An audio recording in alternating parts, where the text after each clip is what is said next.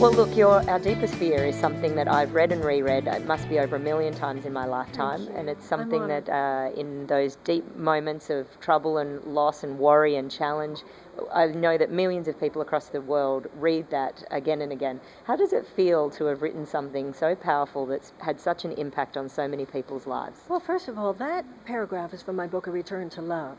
So I always, when I hear somebody say I've read that over and over again, I always think, well, then why don't you read the next paragraph? Yeah. I think there's more than that one paragraph. There that is. book offers.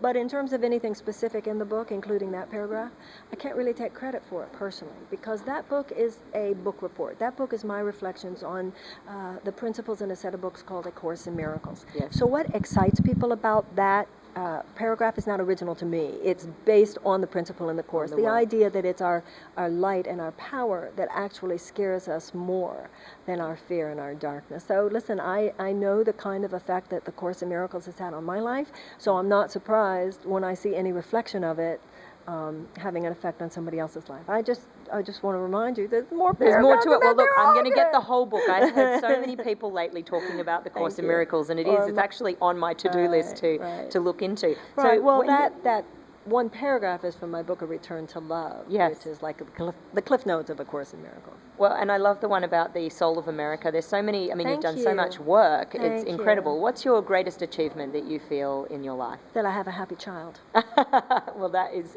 something incredible to do, isn't it? Yeah, absolutely. And how did you raise a happy child, do you think?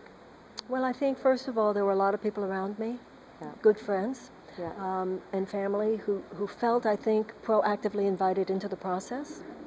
And I have to give a lot of credit to her. I mean, I think she had that stuff in her. Yeah. But that's, I think, any parent feels when you see your child productive and happy and achieving and living their own life. You know that nothing you could ever do could beat that.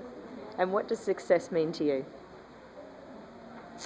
To feel that maybe somebody had an easier time with something today because you were there, because you at the end of the day, you feel, in such and such a conversation, I think maybe somebody feels better because we had that conversation, or something you did, somebody else's life might be a little easier, because I think the unhappiness of the modern world, I think, is a product of the fact that we're so focused on ourselves. Yeah. And when you're focused on someone else, you, in a positive way, not in a codependent way, but in a way of knowing that your life is lived for a greater purpose than just you getting what you want. It lifts you to a higher emotional field. Yeah. And, whenever I'm unhappy, it's always like, get over yourself, Marianne. Do something for somebody else, and you snap out of it, Yeah.